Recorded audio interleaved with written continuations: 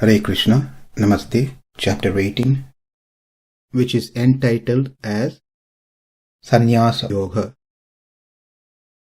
Sloka 61, Part 3. īśvaraḥ sarva-bhūtānāṁ hṛd-deśe rjuna tiṣṭhati bhrāmayan sarva-bhūtāni yantrārūḍhāni māyayā. The Supreme Lord is situated in everyone's heart, O Arjuna, and is directing the wanderings of all living entities who are seated as on a machine made of the material energy. We learned in the previous session that īśvaraḥ refers to only Krishna. The rest who holds īśvaraḥ name is just aupacharikam, like Bhagavan Valmiki, Bhagavan Vyasa, etc. We also learned that īśvara directly refers to lordship, niyantritvam. Besides niyantritvam, we also connected with other additional references that other two attributes are vyapakatvam and karanatvam. His omnipresence and he being the source of all causes. That Lord is situated in the heart of all living entities. A question was raised, why is he situated in the heart region? Why not in any other organs within the body? Why is he restricted to one part of the body? Why can't he be in the body overall? If he is restricted in one region of the body, in heart, then how can we say that he has vyapakatvam? He is omnipresence. If he is present in the heart, that means is not present in the eyes, not present in the brain, etc. Then we cannot say that he is omnipresent. Answer is, he is omnipresent. No question about that. Sarva-vyapi is sarva-vyapi. He is present everywhere. There is no place that he is not present. But for him to say, for Krishna to say that he is present, he is he resides in every living entity's heart, there is an important message for all of us. Swami Ramanujacharya in his commentary says, sarva-bhūtānāṁ hṛd-deśe sakala pravritti nivritti mūla jnānodaya deshe tiṣṭhati. The heart is the place where jnana arose. The root for all the pravritti and nivritti, that is, the activities one ought to do and activities one avoids to do, those knowledge arose from the heart region. Why the knowledge generates from the heart? Why not from the other organs? The answer is because heart is where the Jivatma resides. And Jivatma is a conscious entity. It is Chit, which means it's made of Jnana. Therefore the Jnana comes from Jivatma. And this Jivatma is situated in the heart. And that is where the Paramatma also resides. The consciousness, the Jnana that arose from the Jivatma who is situated in the heart spreads to other parts of the body.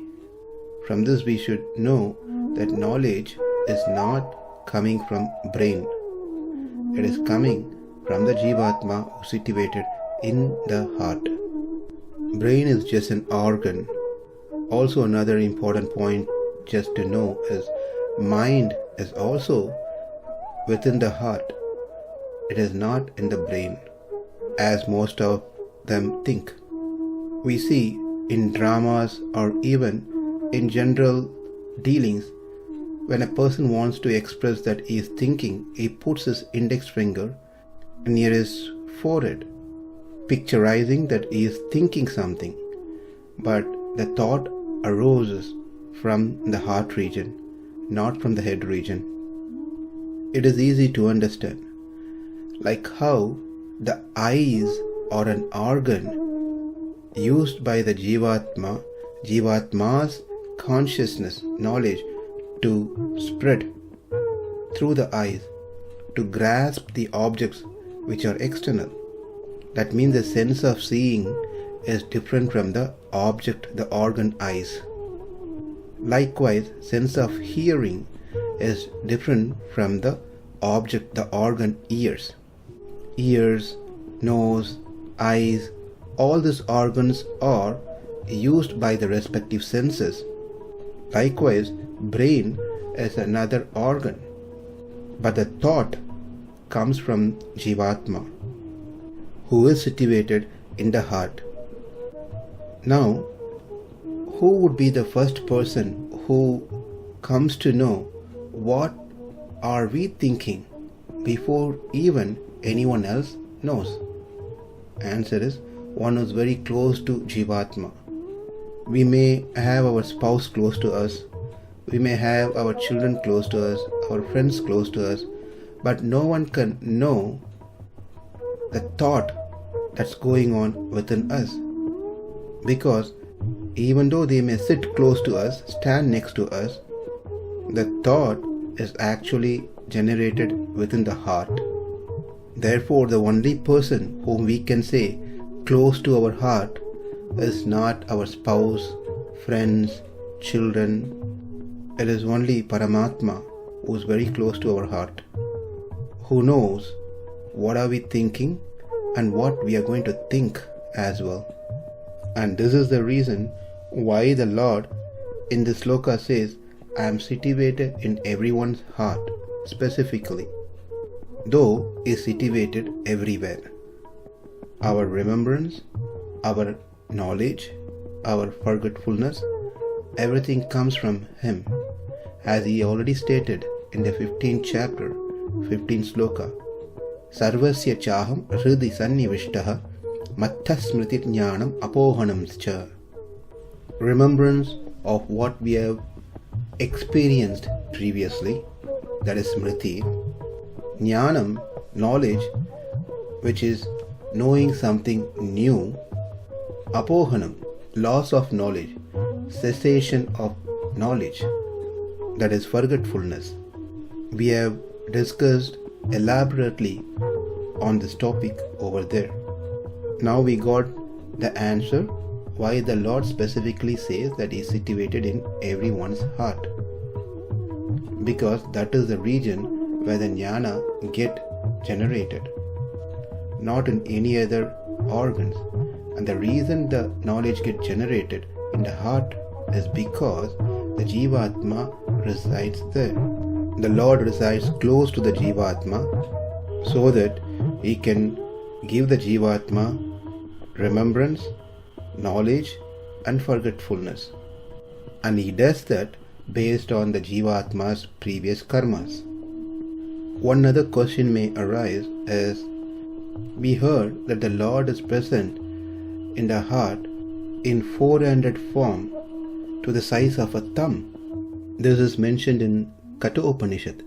Angushta matra purushaha madhya atmani tiṣṭhati. The Supreme Lord reduced Himself to the size of a thumb, stays forever in the hearts of the Jivatmas.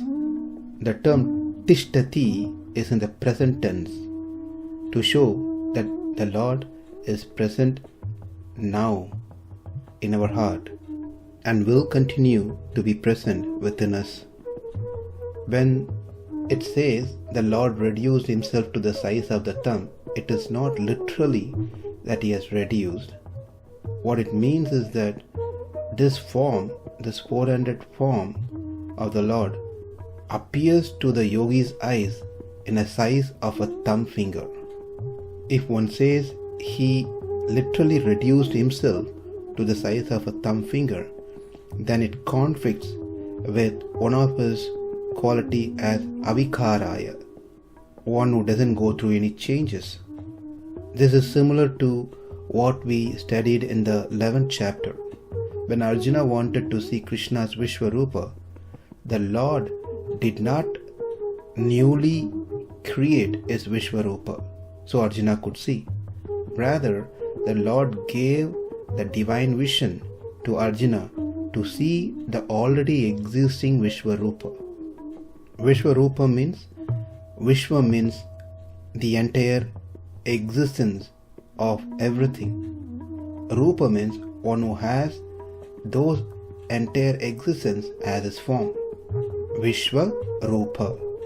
Whether the Prakriti is in its manifested state or in unmanifested state, it is part and parcel of the Lord. So it is wrong to say after Arjuna requested, the entire thing then became part of the Lord. So yes, the Lord is situated in the heart of the yogis in four-handed form as Lakshmi Narayana. But for the common people like us, He is present without the form. So the Antaryami, Paramatma, who resides within each and every Jivatma without form, and also the Lord with form appears within the heart of the yogis to make their meditation easy. And that Lord who present in the heart of the yogis is Angushtamatra Purushaha, appears to the size of a thumb. So far we learned that Krishna is īśvaraḥ. He is present in the heart region. We also learned why heart, why not other organs. Now the most important question is, what is He doing in our heart? There should be some reason. It's like I say that I am at work right now, at the office, and the next question is, what are you doing there? So similarly, we learned that Krishna is in our heart. The next question is, what is He doing there? That will be the second half of the sloka. Bhrāmayan sarva-bhūtāni yantrārūḍhāni māyayā, which we will cover in our next session. Namaste. Hare Krishna.